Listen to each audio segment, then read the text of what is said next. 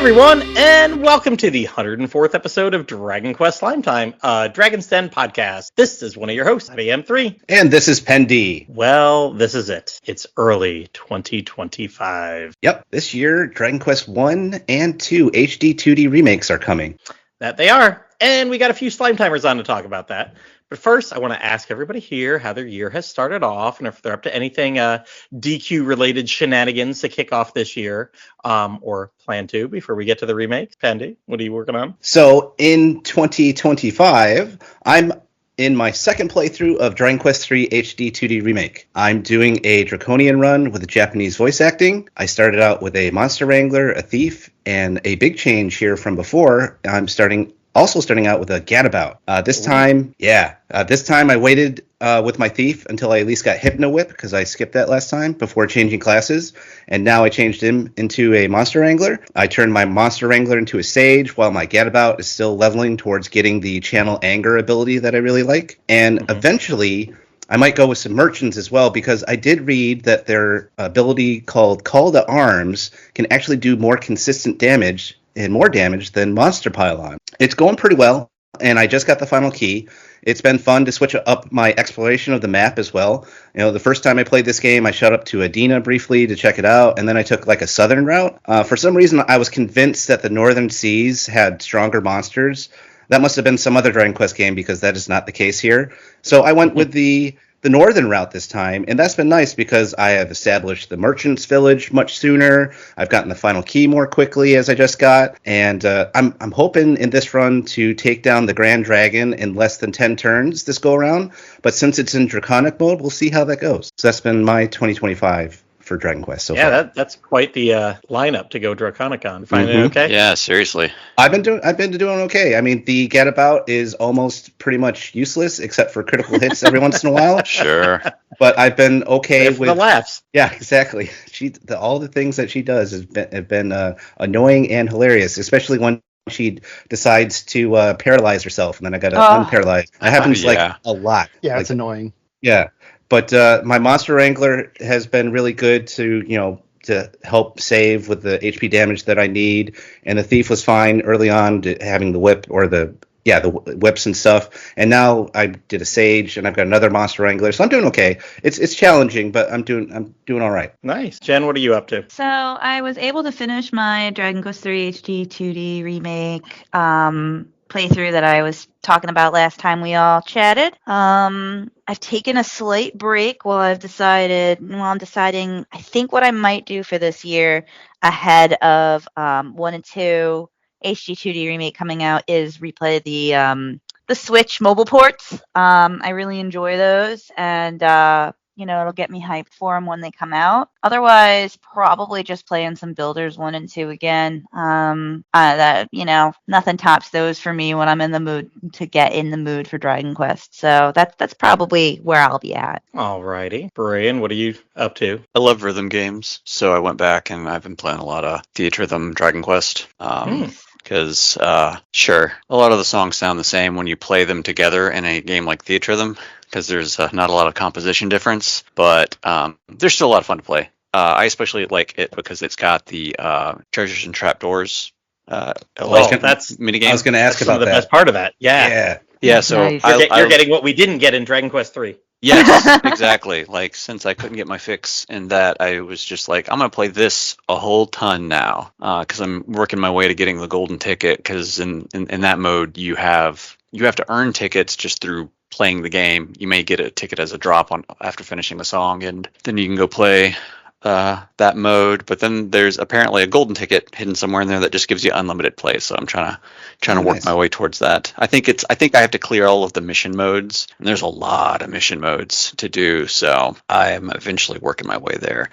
And before Dragon Quest 1 and 2 comes out, I would actually like to finish the 3 remake, because it came out, I played it for a few weeks, I was taking my time, and then Christmas vacation came up, and then as soon as I got back, I got the flu for about 2 weeks, so that took me out for about a month total. So I would like to get in and finish that out, and I keep looking at Dragon Quest IV DS or mobile to play it again, because I've been thinking about that game a lot. Oh, yeah, it's always worth another play. The mobile Yeah. version's great. The party chat really made it so much better than the DS version. That's what I'm thinking this time because I have played through it so many times on the DS, and it's no party chat, just ... and I'm like, man, I should just do it on my phone this time. It was worth it for the buy for me, definitely. And I've always got my phone in my pocket, but I don't always have my 3DS on me. So Hey, Platty, have you ever gotten the golden ticket in Theater Rhythm, or do you know if Yangus ever did? Yangus did. Oh, okay. Yangus did, yeah. He didn't. I He never. never did. He He's the one he who told forgot. me, He had forgotten how to, and someone else that I know through Theatrhythm Final Fantasy means told me over the course of the holiday season on how to get the golden ticket. So that's what I'm working towards. Nice. It's not candy bar related. Not candy bar related, thank God. Got it. Alrighty. Well then, Paul, what are you up to? Well, I have been leveling my party in Dragon Quest III HD 2D Remake to 99. My hero's 99, but the other guys aren't, my. Yeah, Wow. so it's a bit of a slog. They're in their 60s right now, I'm just doing it in the place with the Hydras in the question mark dungeon. How many Mhm. times have you changed their vocations? A lot, like I think 5. Not Okay. all the way to where they've been every single job, but a lot. Right. And I might be making a mistake. I've got 2 people who are mages and one is a martial artist, and then my hero. So, but they've all been sages. They've all been monster wranglers. So I was just kind of switching professions semi haphazardly, I guess. But I did read in a few places that mages are stronger than sages as spellcasters. Like sages have better strength and resilience, but mages are better at spells. So It's the trade-off for having access to both schools of magic compared to just one school. there you go. And they had not been mages before, so I just figured I'd take them up through that. So we'll see hopefully I'll be able to do everything. We believe in you. I do would hope it. so. You're spending all that time on it. I hope you can do everything too. Yeah, it'd be frustrating if I couldn't, right? All right, and for me, the Dragon Quest III got me back in the Dragon Quest mood. I hadn't played a lot last year, other than Dragon Quest X offline. And when I hit like 80 some hours, I was kind of like right before recruiting the hero and Lucia? Yeah. And the version 2 content. I think everybody has seen her face on a box. If you look at Dragon Quest X, you've seen her. Yeah. I very remember specifically, I was like 80 hours into the game and I saved. I was like, okay, I think this is the mission. I'm going to go get her. She had been appearing or whatever. And I was like, I'm going to save here. It's a hard stop, it seems like. So I picked that back up and I've done like 20 hours in the past since New Year's. Really got deep into the version 2. I was coming up to a place where it told me that I'm following the wiki on this website, Caillou. Is it the Ethine wiki? Info. But they were like, oh, this is a version 2 story boss. And I'm like, yeah, but it's only halfway through. There's like, I know there's a whole lot more. But I was like, you know what? I was having a hard time with, there was like 2 or 3 bosses leading up to it. And I'm in the same dungeon and I'm beating a boss, warping out, healing everybody up, coming back. Cause I'm like, it's taking everything I need, everything I can give to get through these boss battles in this rush. So like yesterday, I was like, okay, I'm ready. I got all these recipes for level 70 equipment, but I don't have my hero up to level 70, so I can't make it at the blacksmith. The way they do it in that game is, if it's a level 70 equipment, you gotta be level 70 in a job before you can blacksmith that. So went power leveled to 70 this morning for like 2 hours. I was up really early, like 5 a.m. Did a few hours, power leveled to 70. Was like, woohoo, go to the Fun Sides Forge. Nope, can't make them. I still need some ingredients. And it looks like there's a specific ingredient I need for each one. Like if I want to make the best sword, I need like a golden sword, blank's golden sword, or blank this, or blank great sword. Or I was like, what the heck? Where do I do that? Oh, well, there's a whole area that you can go and do these huge, long battle things, and at the end you'll get one of those. And I was like, okay. So I went and did a few of those today. It became very MMO-y today. Got a few of those ingredients and made sure I followed what the wiki said and tried to half-inch from every monster I fought along the way, because there's only specific little things to make accessories in the game that you can get from enemies right there. So I was like, okay, keep doing this. All right, got some. All right, here we go. Can I make it? Oh no, there's that other ingredient. I need a rainbow orb. So I look up, like, it's definitely difficult to figure out on the Japanese wiki here. Where's the rainbow orbs in this game? I pull them up. They're all locked behind, except for one, which is apparently in the dungeon right before the big boss I was going to. Other than one, they're all locked behind magic key locations. Okay, well, I don't have a magic key. Unlike other games, I'm 105 hours into this. I don't have a magic key yet. I've only got the thief's key. So I look up the quest for the magic key. Cool. Where do I get that? Oh, it's in the area past this boss. Damn it. Okay. So I've just spent like 4 hours prepping for this boss, but I can't really because everything I need to unlock comes afterwards. So I finally did it. I beat the boss today and moved on, but I did a lot of prepping and power level everybody like 5 levels, which probably helped a whole lot in the boss. I had a couple people on a couple different discords like, oh, that boss was horrible. I'm like, yes, it was. I was not prepared for that many different battles in a row. But all right, in a game that will not have a whole lot of battles in a row, probably, as far as we know, we're here to talk about Dragon Quest 1 and 2 tonight. So I think we pretty much just confirmed what we had there as the first question, Pendy, right? Did we all play Dragon Quest 3 HD 2D? I think everybody's kind of mentioned that so far. So we did, although Pendy's been faking it multiple times. Yeah, someone wrote down in the notes that I was faking it, and I was like, you know what? Not only have I been faking it once, but twice, multiple times. Damn it! I've heard rumors. Yeah, apparently so. Well, I don't know how many rumors we've heard about the games we're here to talk about tonight. I really haven't heard anything yet. Nothing. Nothing. So we're just going to be going with our hopes and dreams then, because we got nothing else to go on this except for what we've seen with Dragon Quest 3. So I'll start off with our first question of the night. Thinking back one more time before we think forward, when did you first play Dragon Quest 1 and Dragon Quest 2? What system, what version, what year? Tell us about your first run-throughs, Pendy. So I was given Dragon Warrior 1 as a child soon after getting an NES. And this would have been around the late 80s. And I've said this before, but it wasn't really Dragon Warrior 1 that made me a huge fan of the series. I mean, it was great, but it was actually Dragon Warrior 2 that solidified me as a fan. My best friend, Lisa Gezi back in the day, she got me into 2 because she got the game from her parents soon after it came out. And I remember seeing her playing it at her house and just being in total awe of it. And I was able to borrow and beat it after she was done with it. That game really turned me into a Dragon Quest fan, and I would use my own money to eventually get Dragon Warrior 3 and 4 when they both came out back in the day on the NES. I'm probably more excited to play these enhanced versions than 3 just because of the history I have with them and the connection of them making me into a fan of the series. All right. Jen, what was your first experience? So Dragon Warrior 1 and 2 for the Game Boy was when I played those games myself for the first time. I watched my big brother play them when I was little, but I was pretty young, and I don't think I knew what was going on. I think I started to understand what was going on in the NES games around Dragon Warrior 4, but before then, I think I was just a little too young to really understand. I remember playing Dragon Warrior 1 and 2 for the Game Boy in my Red, Pearl, and Game Boy Advance SP when I was supposed to be working. I worked retail. I worked an opening shift by myself every Sunday, and I remember beating Dragon Warrior 2 in the early hours of my store being open and watching the cinematic, and someone walked in, and I missed part of it, so I had to beat it again on my lunch break.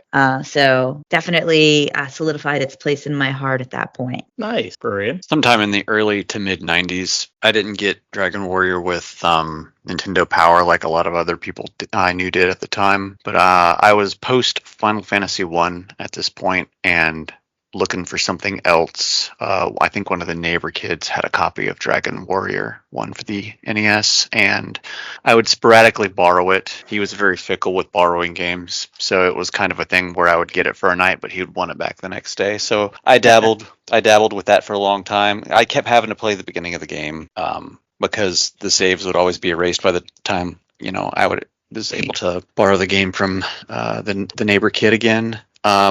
And that was I want to say 92 or 93, something like that. I can't remember. That's all right. Yeah, but that nails it down close enough. Yeah, in earnest though, when we got the 1 and 2 on the Game Boy, I got a copy of that, and then I just played that over and over and over and over. So, because at that point, I was in it to win it. Nice. Paul? Sorry, I wouldn't unmute. That was weird. Anyway, well, as Berurian mentioned, I'm one of the lucky folks who got Dragon Warrior 1 from Nintendo Power. So that was really cool. Just to get a free game back then when games were not usually inexpensive. And I loved it. I stayed up all night playing it and beat it all the way through. I forget how long that took, but just, Wow, you cool. did it all in one go from the first time? Yeah. And that was pretty cool to be able to do that. I mean, I had the Nintendo Here's Power your gamer magazine. card, man.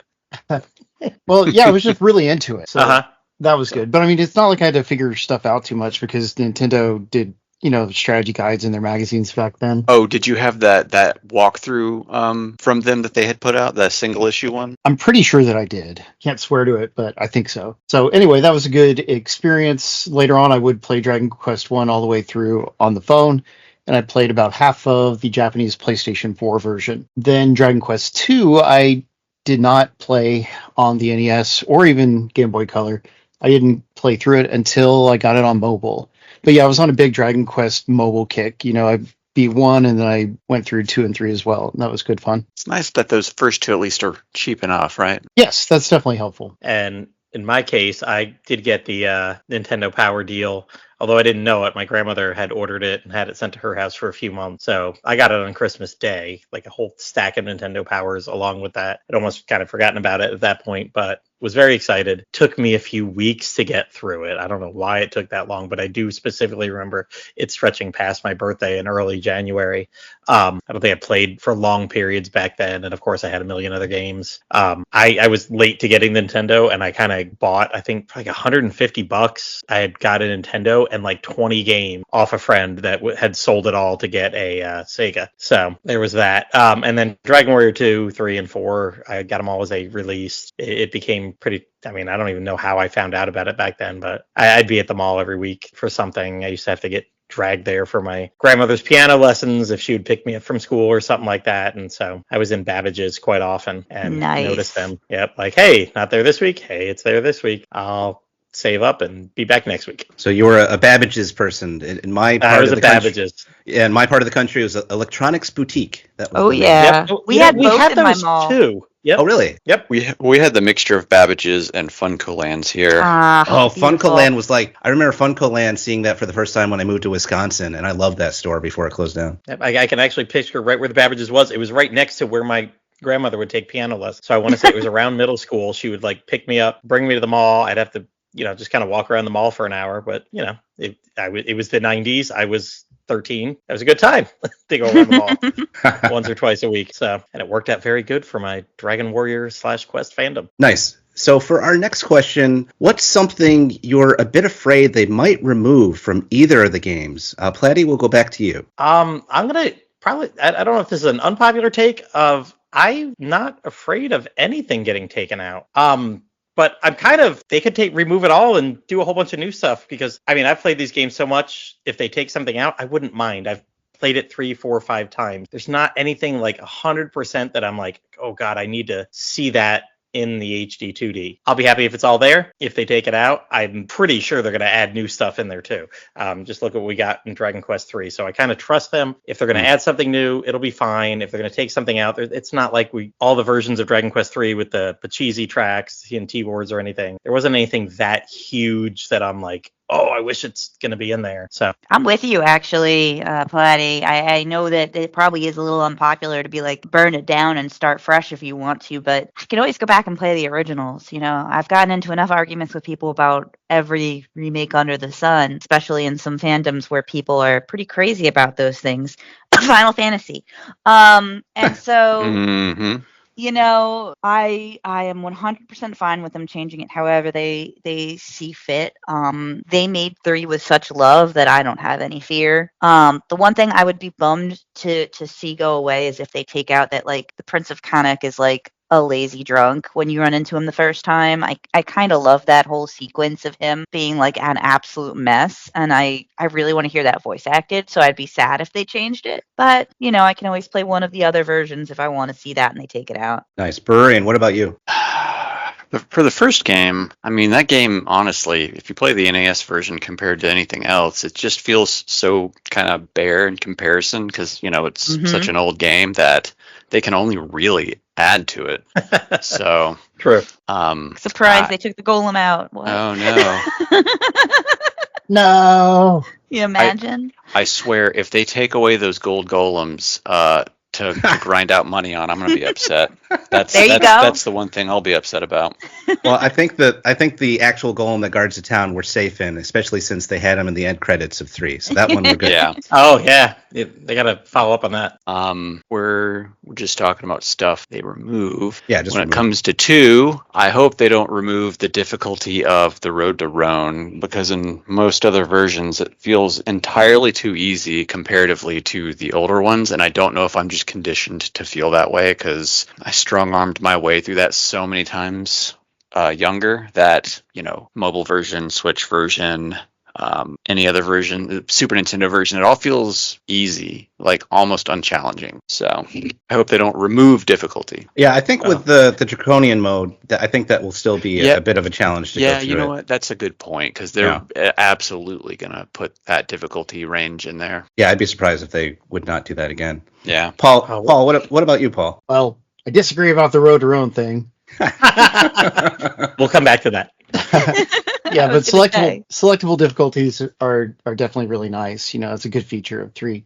But anyway, yeah, on Dragon Quest 1, I'm sure that they're going to remove the ability to sleep at the end with the princess and with her lookalike separately, since that was already removed in the mobile and Switch versions, and they're aiming for that E rating, Oh, I didn't realize that. I forgot about that, yeah. Oh, you know what? You just made me think of another thing, but I'll let you finish. Okay, well, I was just going to say, I like the little bits of spiciness that we would sometimes get in the older games, and it is a shame to see those things removed. Yeah, the Puff Puffs better stick around. Yeah. Well, I'm sure those will be there. I mean, it's not like they removed them in 3, because that was the big worry. They did a good job with that. I had all female teammates, and they really shamed me. They don't. They were mad. They don't like it. So mad. So, even the male teammate was just like, sounds magical. Let's move on. Yep.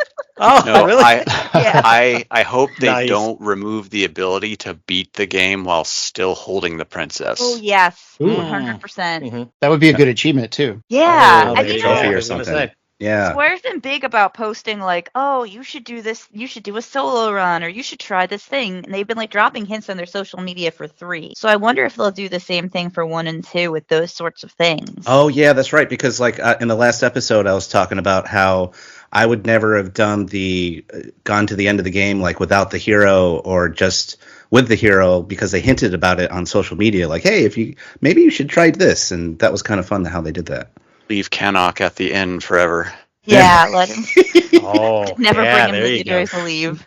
Yeah, stuff like that. Oh, better have a lot of save slots for that. You can have a lot of different achievements to earn. Yeah. So I think with myself, to be honest, I'm not really afraid that they are going to take out anything significant in these games. Unlike with 3, they've been pretty consistent with each new remake in the past. If I had to say anything, I guess with 1, I would agree with Bururian that I'd be super disappointed if they get rid of the ability to carry the princess the rest of the game after you rescue her, and talking to the Dragon Lord with you carrying her is just absolutely hilarious, and that should be a trophy or something for the PlayStation version, or an achievement for whatever system. And I know some people might completely disagree with me here, but I actually like the part in 2 where Canuck gets sick. I like the added challenge of going to save him for a bit, so I hope that stays in 2, because I've seen a lot of people complain about that portion of the game. I love that part of the game. Oh, good. It is cool, yeah. Yeah. It's so cool.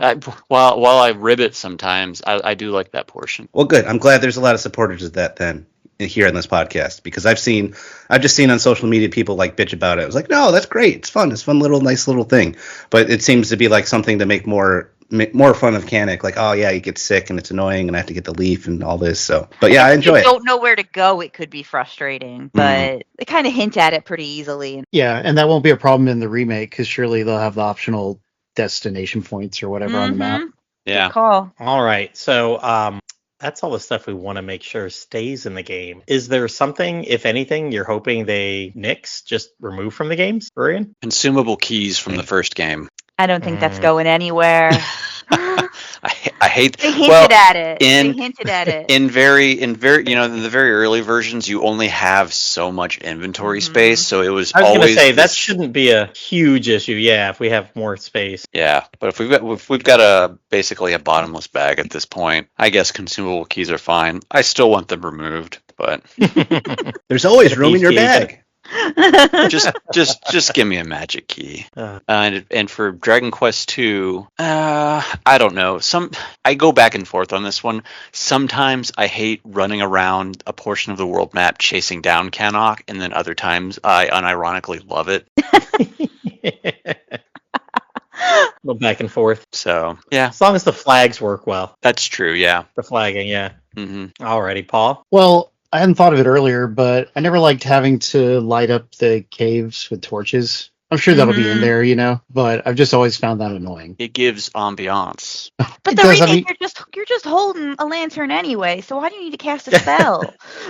That's very true. So we'll see how that goes. But yeah, I didn't really like the Cave Tyrone or Renderak, as Pendy likes to call it for some reason.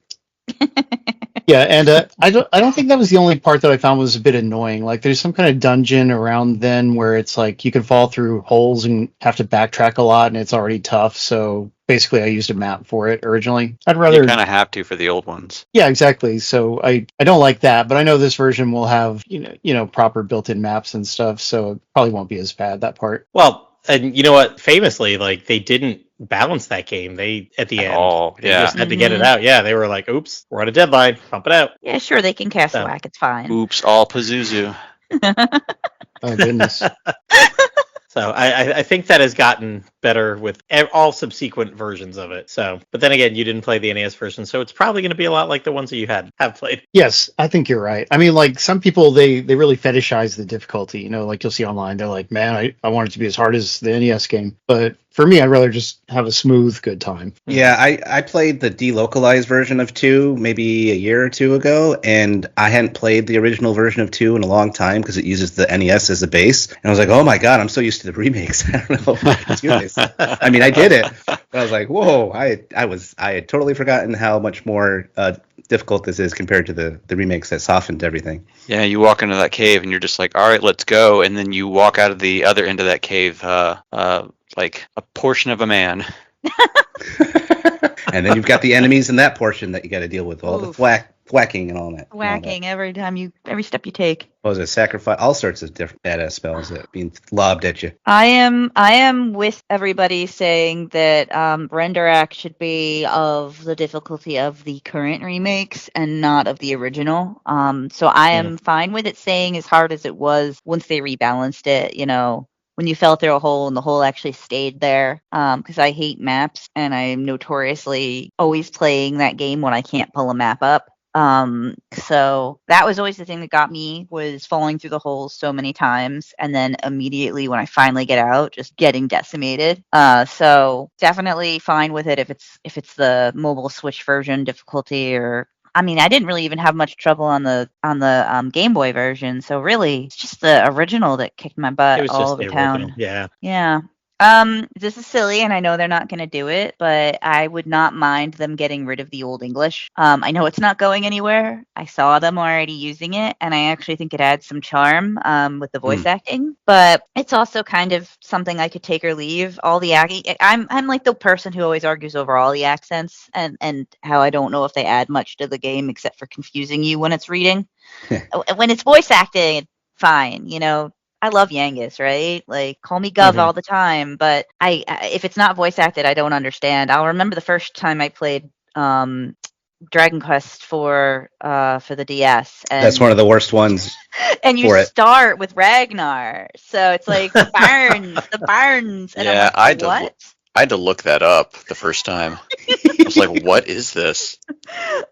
And I was like, what are we trying to save here? And then I had to think back to when I watched my brother play it on the Nintendo, because I was not following the story. But since I've played so many of the games with the accents and stuff, it's fine now. But yeah, I could take or leave like the Old English, but I think they've done a good job of keeping it cute and not so annoying that I can't even complain about it. Yeah, I remember with 4, especially especially for people where English is not their first language and they try to play 4. It's just Yeah. horrible. And then, but I think with the old English, like in the NES, it was kind of thick, and then like once you got to the where they redid it. They redid the translation for like the mobile versions, and I think they kind of toned it down a little bit and tried to do like hey, we still want to have a little bit of old English to signify to the old fans, like, hey, here's here's how how it went in the old versions, but we still want to have a little bit of it, but it's not just quite as bad. But I understand where you're coming from there. I did appreciate the fact that they were like doing a wink and a nod to the originals because they had no reason to. Like, it wasn't the same translation teams or anything. So like, I'm definitely here for it, and I love how they handled it by saying it's the world of 1 and 2 that speak like that, but the world of 3 doesn't. So you have that stark difference in 3 where you're in the above, and they're all speaking like relatively normally, and then you go down below and everyone's like, thou art the hero and stuff. So that was cool. I liked that as well. Very true. Nice. I mean, I could take or leave that, Jen. I think it's flavor, but you know what? My flavor is the battles and the monsters and all the other fun stuff. So, if they have it, if they don't, I could be either which way. This one, I really can't think of anything egregious that I really hope they remove. I mean, and I know we're all like kind of just picking like little things anyway. I just feel like there's not a lot of big things to remove. So I really don't think they're going to remove anything. So I'm not too scared. I'm not too worried. And there's really nothing I'm hoping they cut. And I know I said earlier, if they cut it all and make it a whole nother thing, I'm good with that too. Pendy. So the cave to render arc in 2, let's get rid of that. No, I'm kidding. A cave is a beast, though. But the only thing I would like to see removed is Tombola in 2, that little minigame. It's not that it's a horrible minigame, but it's like the monster arena in the original version of 3, where it's like, take it or leave it kind of deal. I would You're just mad you never win it. That probably is why. But so Europe's already got it.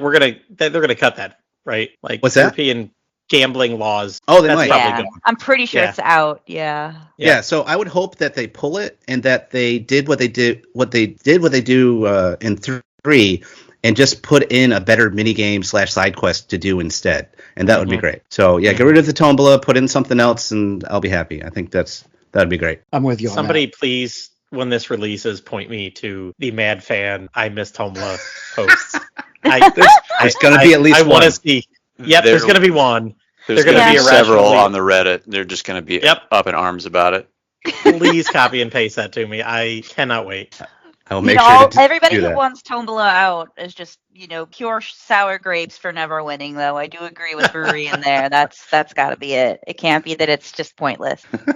So what are some changes or updates you'd like to see in these 2 new games, 2 new remakes? And Paul, we'll start with you. Okay. Well, in 3 HD 2D remake, they added new scenes with Ortega, and I would like to see something like that here, where they just add more story to both games. They're not going to add a ton, but just a little bit more so that, I don't know, people who need a narrative can be more motivated. I think that would be cool. And just additional narrative depth, of course. And they'll, I expect there will be voice acting, so that's something to look forward to. And I'm sure we all want new quests, so especially since to make part 1 not be so threadbare compared to later games. Monster collecting, will there be an equivalent, Like, it would be interesting because obviously part 1 has no classes at all, and then part 2 is just locked into the character. So it'll be interesting to see if they give us something to collect besides just mini medals. Then I also would like to see some new ties to other Dragon Quest games. They don't have to because obviously this is just a trilogy, but who knows? It'd be fun to see some kind of references. Jen, what about you?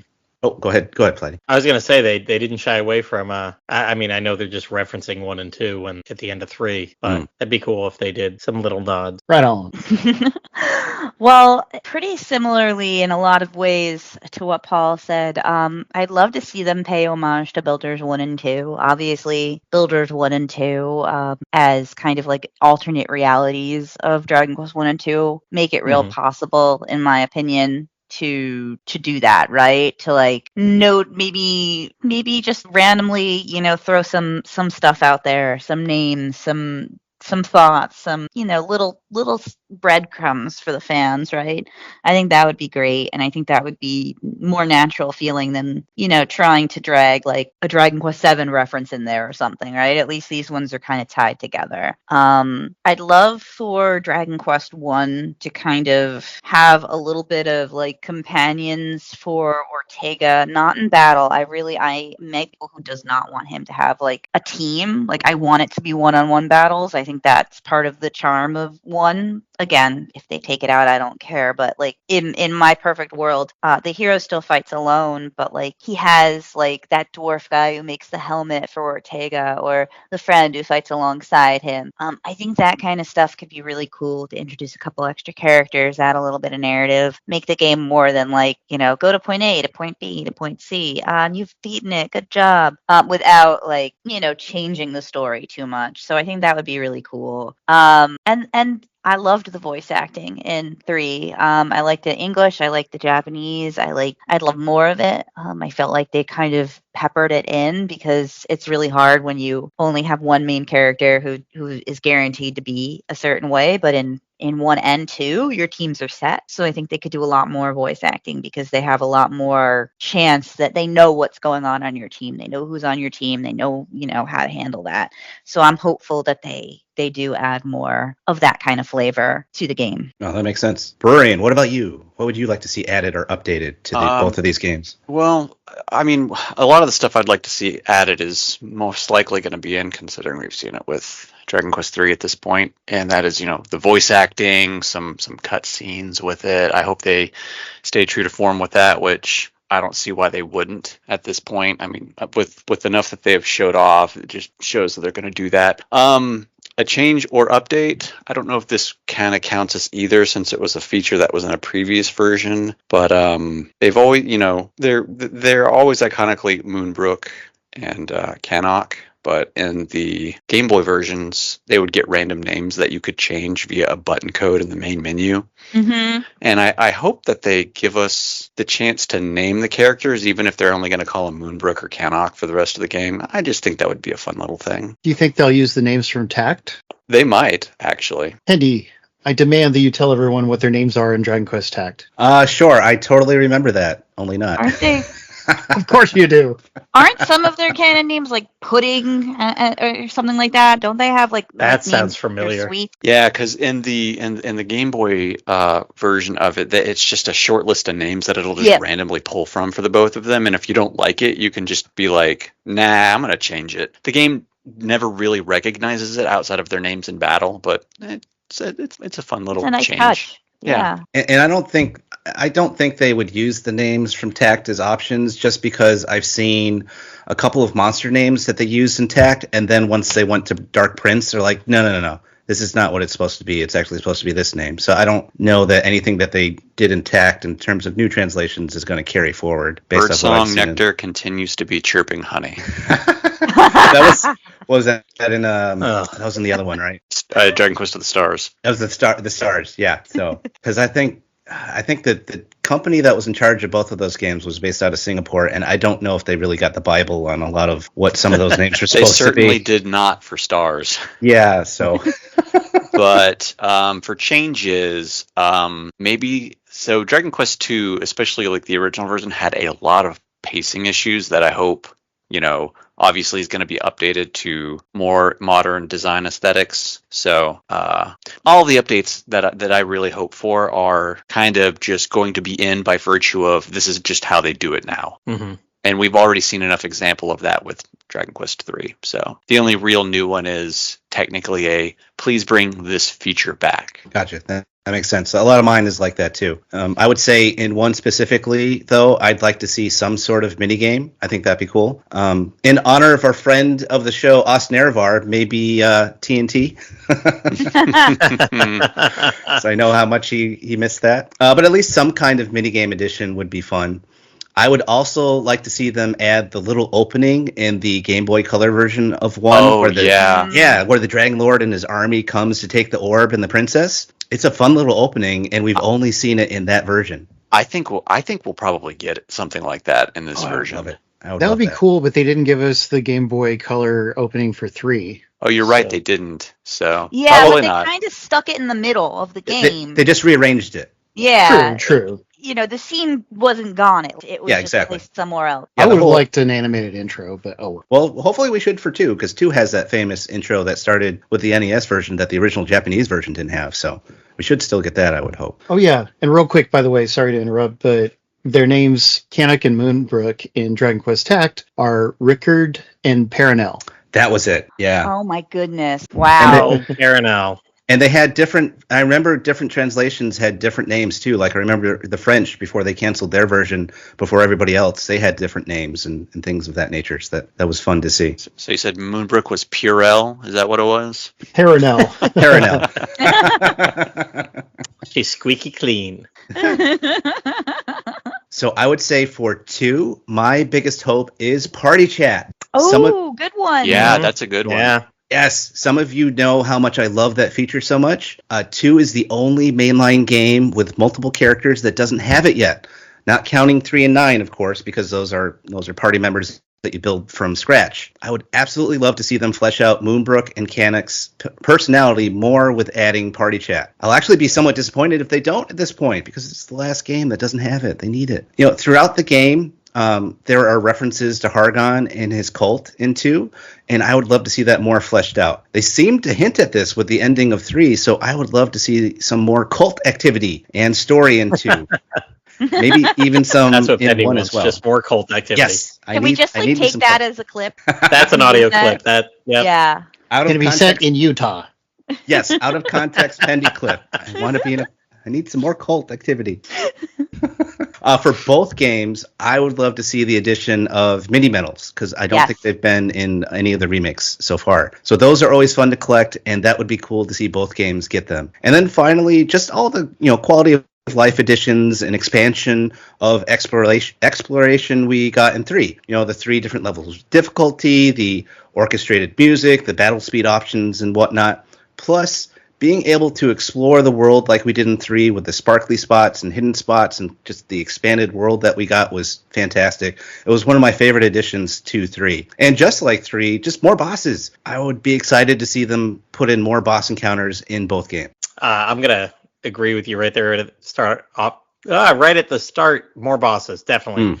We have the Yeah. green dragon. We got the golem in Dragon Quest 1, but there can be more. Like they did it in 3. You're right. They threw them around. Maybe there's a boss guarding all the little sigils. The sigils? Oh, Yeah. that would be great. Yes. Yeah. A sea monster comes up from that one that's in the sea, or Yeah. Yeah, I felt like It- the bosses they had in Builders, some of them were just regular monsters that kind of were hard. I'd love for them to actually be like made more difficult and more boss-ish, like give Have them a the boss name, have a music little- and stuff. Yeah, have a spoken line or two. yeah, definitely. Yep, since we're adding that. So that'd be good. Jen, earlier you mentioned pudding. That was Fortune Street. I had to look it up because I was like, thank you. I know you're right. I know there's been a pudding, and that was too hilarious not to not research on the side there for a second. So Fortune Thank you Street, for that. Moonbrook was pudding. I've complained about this in 1 or 2 podcasts before, but can we not zoom in and not show the characters attack? I mean, it's probably way too late to hope for Never that. gonna happen. We're gonna get the exact same battle screen that Oh, we've had for 3, I'm sure. If they're making all 3 of these, they're all that at least as a copy and paste kind of thing. I would love little numbered and detailed side quests.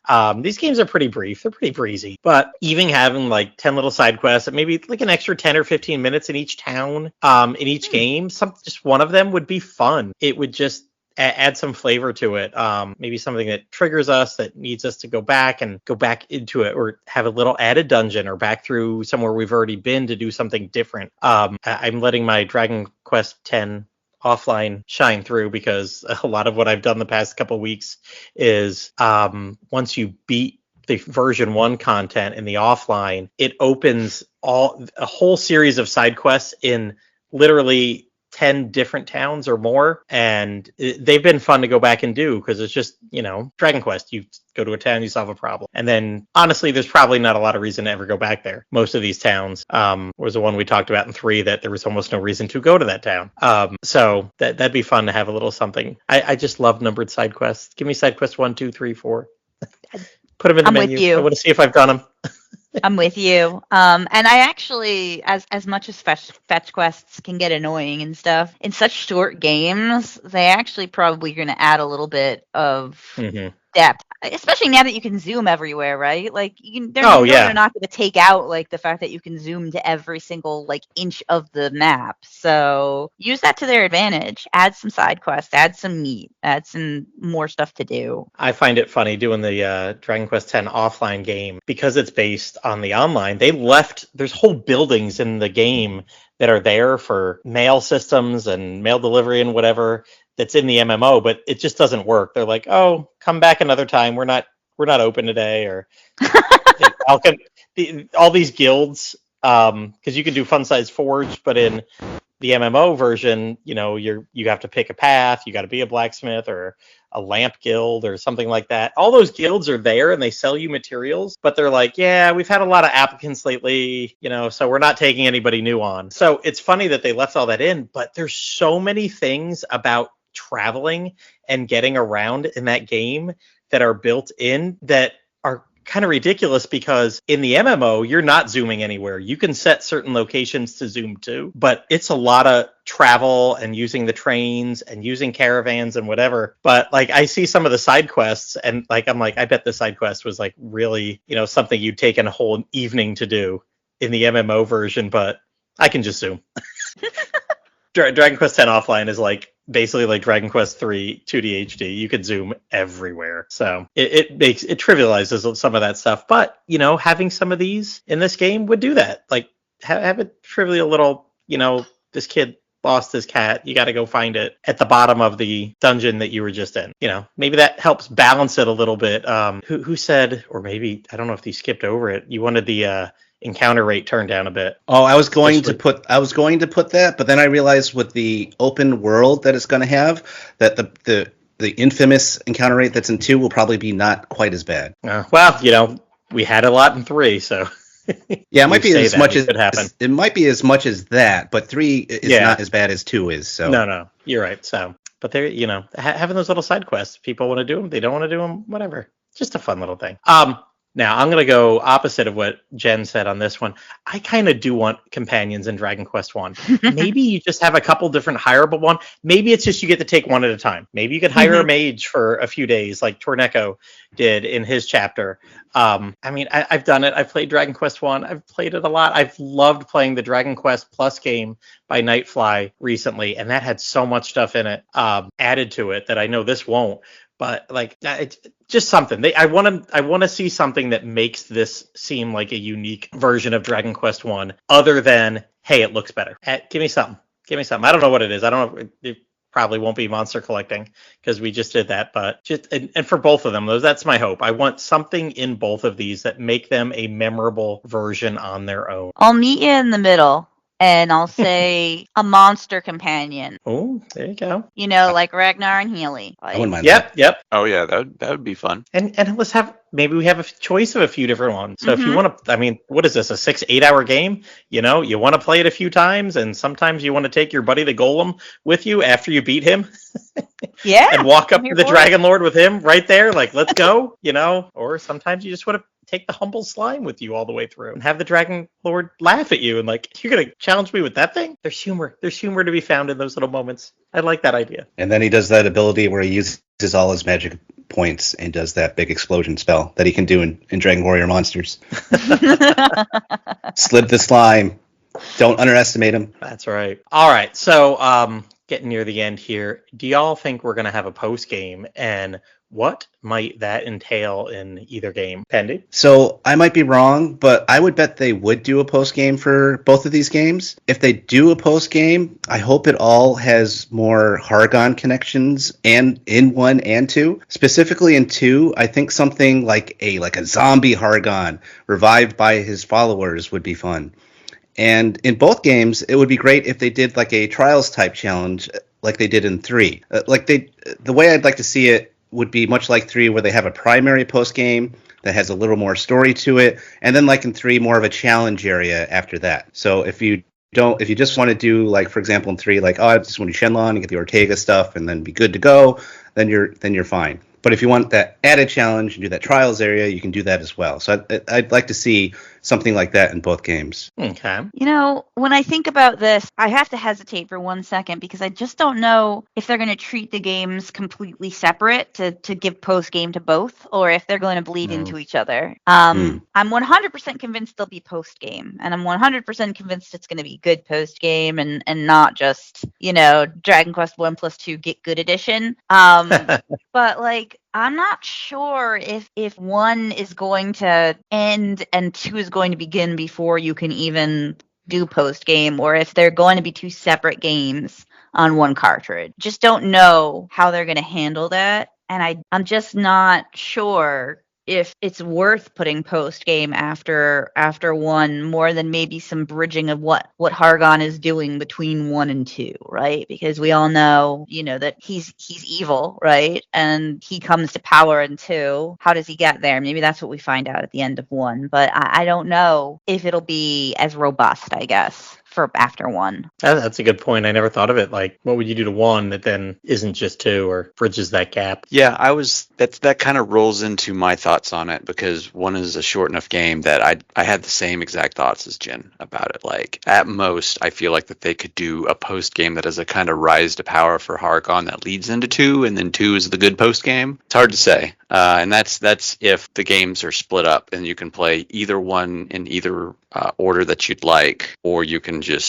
or it's just one big thing that you play, right? Mm-hmm. Hard to say. Paul? Yeah, they brought up my concerns or my questions, which is, will 1 go straight into 2, or are they separate games? Because I could see a scenario where 1 has no post game but 2 does, you know, and it's just more robust. So we'll just have to see. There's really no telling, is there?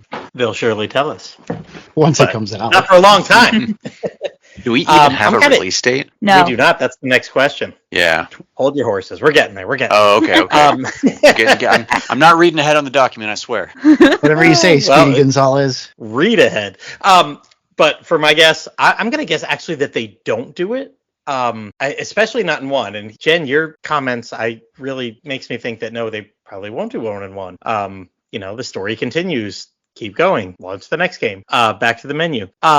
I would love for it not to just entail a new area with harder enemies. I kind of would like it to be an after the game ends kind of thing. Like, okay, now the world has been saved. It's fine. Because, I mean, how many times do we have it where, you know, the post game takes place like, oh, like the last battle didn't happen and you're returned to a save right before that. Right. No, I want it to be after the game ends, and it'd be fun. Like, hey, you know, you can go around small towns, getting rid of maybe something that leads to a boss encounter. Like, hey, you know, the Dragon Lord had a couple lieutenants out there that were doing some criminal underworld things throughout the world, and maybe you go click little clues in old towns, and it leads to going through either the same dungeon again, or even if it's a little new thing and fighting a new boss.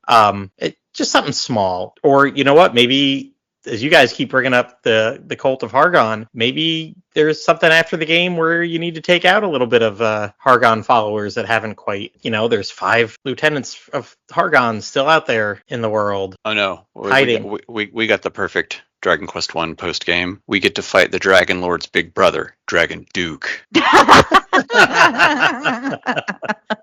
Is his name Earl? Would that be the Earl of Duke? Earl of Duke. So, all right, that is the end of my comments there. So going to Berurian's point, we know the game's going to come out in 2025. At least that's the last thing that they said, but they didn't say when in 2025.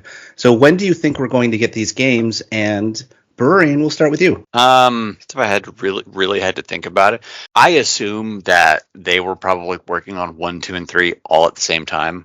So they may just be sitting on 1 and 2. So we could see something as early as a spring release or as late as a end of summer release. Definitely not holiday. I think that's too far away. Huh. Yeah, so I would actually say November. That's what I'm thinking. I would bet that they want to have 3 breathe some more and not try to release any Dragon Quest titles that close to each other to maximize sales. So I think a year out would make sense. To me, anyways. That'd be 4 straight years, basically, with that late November, early December release. So I'm going to think they're going to back that up. I'm thinking more like Dragon Quest XI I'm gonna think the September window might be where it is. I really had it in my head for quite a while before I even started, until I got this going and was looking up questions and everything to do, that it was gonna be Q1 or something. Like it'd seen, or somewhere it said early 2025, which I don't think it ever said that. I'm just imagining that. So there's been some people that have been spreading rumors about that, saying like, "Oh yeah, it's Q1." It's like, where did you get that from? Like, yeah, no, you didn't.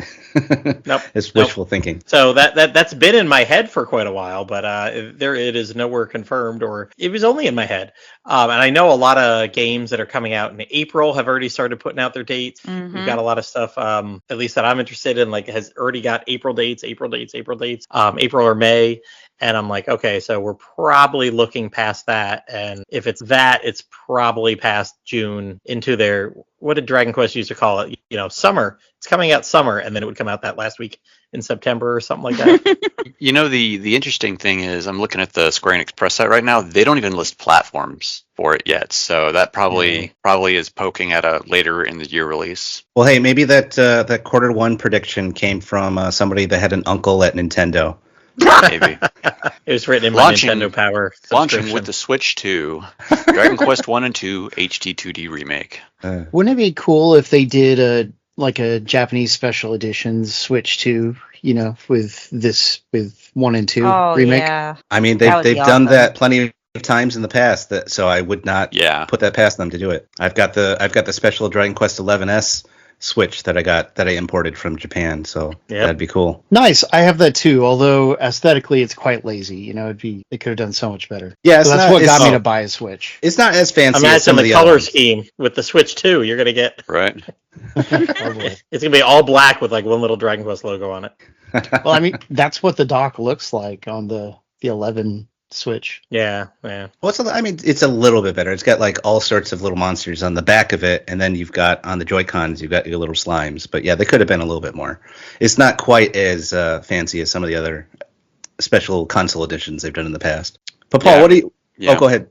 I was going to say, I've got one of the Dragon Quest Monster 3DSs, and it's pretty fantastic.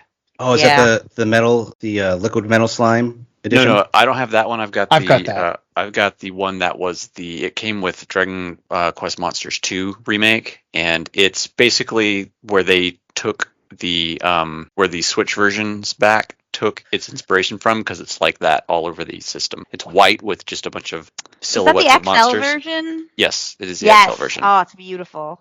Oh, okay, nice. Yeah, that one looks a little bit better than the Switch's back thing. But I think there's a good looking PlayStation 4 as well. Mm-hmm. There's a couple. I've got one that's the liquid metal slime edition and has a little liquid metal slime that you can put on it. And then there is the Erdrick one that's like a deep blue with the Erdrick symbol on it as well. But I don't have that one. But Paul, when do you think this is going to come out yourself? What do you think about it? Yeah, so all the different times you guys said would be fine. I'm just going to guess November, because I think spacing it out by a year is a basic logical thing to do. So that's my guess. Yeah, and I'm with the majority here too. I think it'll be a holiday sale. I also kind of, for two reasons. I think number one, they need time to gear up the special edition pre-orders and all that stuff, and make sure that all that stuff is ready to rock and roll. So they need some time there. Then number two, it's just I keep going back to when that leaker was like, oh yeah, it's gonna be all the games. It's gonna be all the games, and everyone was all like, oh, it's gonna be 1 through 3,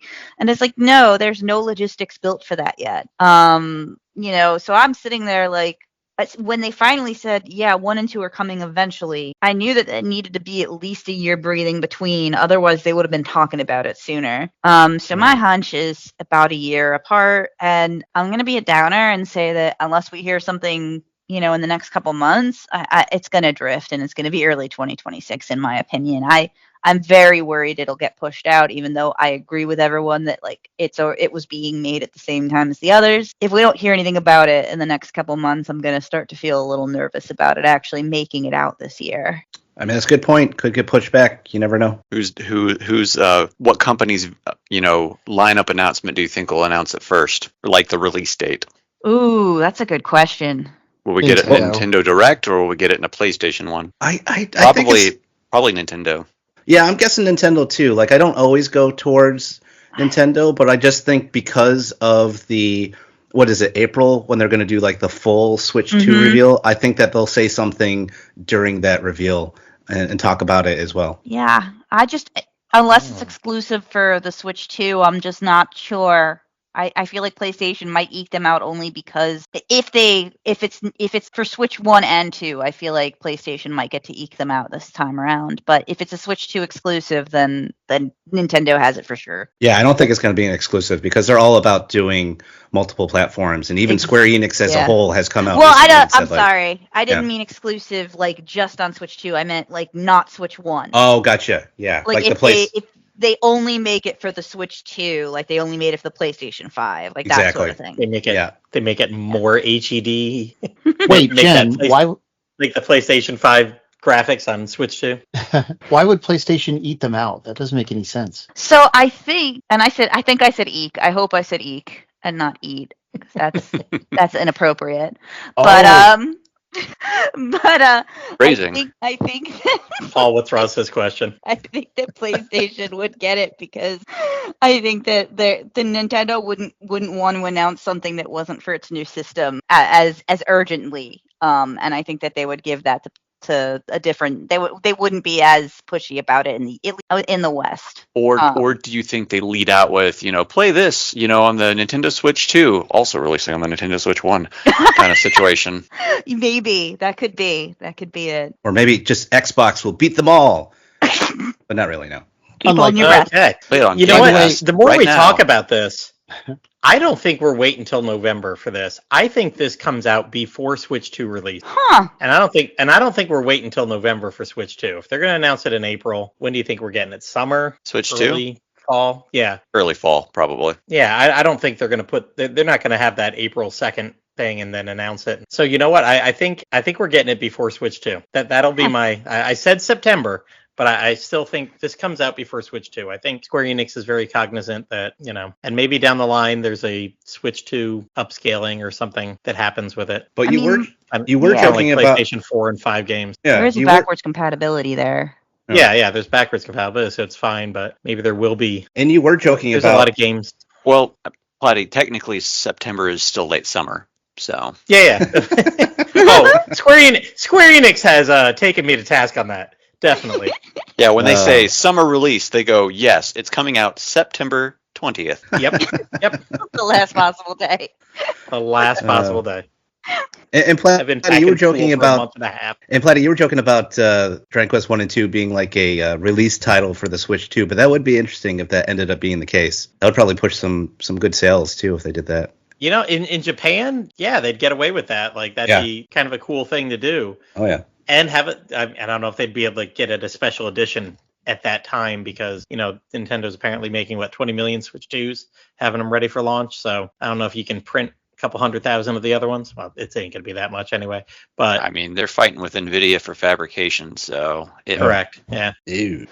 So, but I think that in my head, I'm like, okay, when we get that Switch 2 release date, if we haven't heard, because I don't think this will be in that Switch. I don't Switch 2 either. Direct. Probably not. It's They'll not probably- big enough in the state for that to probably be their June mention. Direct if they mention it. Correct. I think you're going to see just the first party games in that. Mm-hmm. I agree. They're going to have enough. They're going to have Mario. They're going to have, you got Mario Kart. Mario Kart, yeah. I think, I think the Pokemon Z to A. Oh yeah, probably. Yeah. With a as good little call. as that's been said, I Yep. think that's going to be a launch title. Launch title. Yeah. Talk about getting people to. That's the getting one the that's kids going to to buy make the that. sales. Yeah. Mm-hmm. Yeah, other than us five here, like there's not a Dragon lot of Quest people isn't like, gonna oh do my it god, for Dragon Quest 1! We gotta get Switch 2!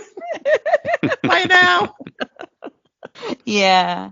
So, but no, you're right. That's kind of a June Direct thing. And it might, and the June Direct might say, hey, we've got some last games coming out for the Switch, and obviously they'll be available for Switch 2, but here's our last Direct or maybe not even only, but has some third-party stuff that will still work on Switch 1. All right, Switch 1, Switch 2, we're all over the place, but it's time to switch this episode off. Hey guys, that is all for this episode of Slime Time. Thank you, team, for coming on. Everyone here and sharing your hopes, dreams, and fears about Dragon Quest 1 and 2 HD 2D. As always, I appreciate y'all being here. And thanks so much for having me, guys. I wonder if Dragon Quest is as big as Snoopy in Japan. Bigger. They're pretty neck and neck. I was going to say, Pendy would be the one to know that. Yeah, they're both of them are pretty neck and neck in terms of popularity, I would say. You'd be surprised. Snoopy's cool. Well, it was good to be here as well. And I just wanted to say, omelette du fromage. Omelette du fromage. There you go. That's how you get girls. I'm swooning right now. You got me. Oh, no. You heard it here first. Oh, yeah, and it's nice to meet you, Jen. Oh, we're a non-profit podcast. We won't lose your gold in the cave to Renderock when we can offer you quality content for free. But if you do have some extra gold that's just completely burning a hole in your wallet, pouch, bottomless bag, hanging wall sack, or treasure chest, and you would like to donate anything to a website that's been supporting Dragon Quest fans for over 25 years, stop by the Dragon's Den by clicking on the link in the show notes. There are several ways to support the Den, including the affiliate links that don't cost you anything extra when making other Dragon Quest purchases. We even have a Slime Time t-shirt that was designed by our resident artist, Dwayne. See the link for it in the show notes. You can direct comments or questions for the podcast on X and Instagram at DQ Slime Time. And as always, you can join in tons of Dragon Quest discussion at the Dragon's Den forums or Discord, the Dragon Questers and Slime Time Facebook groups, and the brand new Dragon Questers Discord as well. Please like, subscribe, and write a review for the podcast. Dragon Quest Slime Time, sliming off.